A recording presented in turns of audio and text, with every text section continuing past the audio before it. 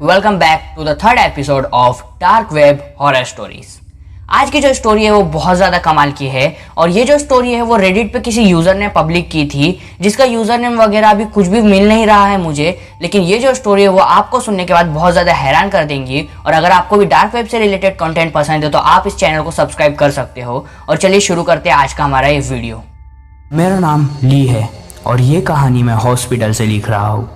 मुझे नहीं पता कि मेरी ज़िंदगी कितनी बाकी है, लेकिन मेरी ज़िंदगी की एक गलती ने मेरी पूरी ज़िंदगी बर्बाद कर दी और वो गलती थी नॉक्स। ये कहानी है ली की। ली काफ़ी टाइम से डार्क वेब सर्व कर रहा था। वो सुबह अपना ऑफिस जाया करता था, शाम में आने के बाद अपने घर के कुछ काम करके बहुत ज़्यादा टायर्ड रहा करता था, लेकिन जब भी उसे टाइम मिलता था वो डार्क वेब सर्व करा करता था। ली एक बहुत बड़ा ड्रग एडिक्ट था। ली ने इस दुनिया में पॉसिबल जितने भी ड्रग्स हो सकते थे वो डार्क वेब से मंगाकर उन्हें कंज्यूम किया था और वो बहुत ज़्यादा ड्रग्स एडिक्ट हो चुका था। वो क्यूरियोसिटी के अंदर डार्क वेब में और ज़्यादा अंदर जाने लग गया ताकि उसे कोई नए ड्रग्स मिल जाए। वो इसी तरह से बहुत दिन से ढूंढ रहा था और उसे मिला नॉक्स नाम का एक ड्रग। उसने इसके बारे में डॉक्टर्स से पूछा, उसके दोस्तों से पूछा, लेकिन इसके बारे में किसी को नहीं पता था। ली ने इस नॉक्स नाम के ड्रग को ऑर्डर कर दिया। ऑर्डर करते ही कुछ दिन बाद ली के पास ये नॉक्स नाम का ड्रग आ गया।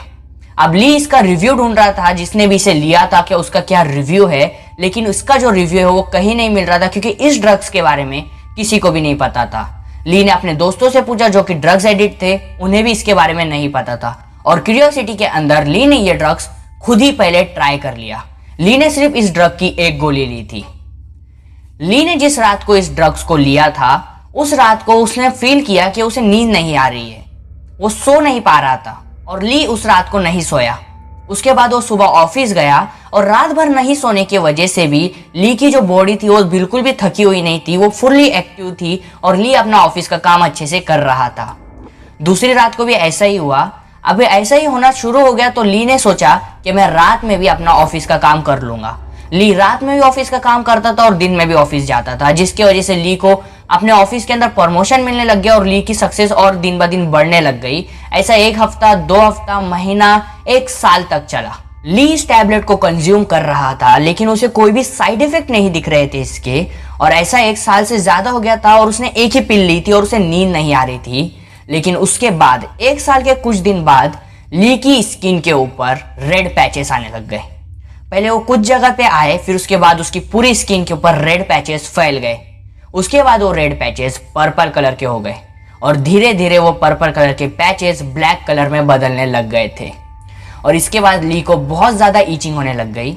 ली जैसे ही अपने स्किन को स्क्रैच करता था उसकी स्किन पील ऑफ हो जाती थी और दिन ब दिन उसका दर्द बढ़ने लग गया।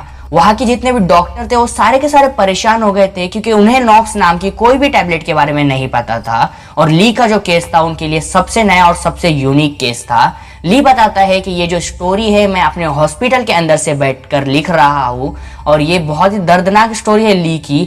ली का कहना है कि आज भी मैं हॉस्पिटल में बैठा हूँ, मैं बंधा हूँ पूरी तरीके से, लेकिन मेरा दिमाग फुल्ली एक्टिवेट है और मुझे इस बात का डर है कि मेरे मरने के बाद भी मेरा दिमाग एक्टिवेट रहेगा। और ये कितना ज़्यादा क्रीपी हो सकता है आप सोच सकते हो। तो ये थी ली की स्टोरी, जो कि उन्होंने डार्क वेब से एक टैबलेट मंगाई थी जिसे कंज्यूम करने के बाद उनके साथ ये सब हुआ। अब ये नहीं पता कि ये स्टोरी कितनी रियल है, कितनी ज़्यादा फ्रिक्शनल है। ये स्टोरी रेडिट के ऊपर बहुत ज़्यादा पॉपुलर है और मेरे चैनल के ऊपर मैंने आपको बताया। आपको कैसे लगी वो आप कमेंट करके बता सकते हो। अच्छी लगी तो लाइक कर देना, चैनल पर आओ सब्सक्राइब करके बेल आइकन को दबाओ। इसी तरह के डार्क वेब से रिलेटेड और हॉरर स्केरी वीडियोस मैं अपने चैनल पर अपलोड करते रहता हूँ। मैं मिलता हूँ आपसे नेक्स्ट वाली वीडियो में, तब तक के लिए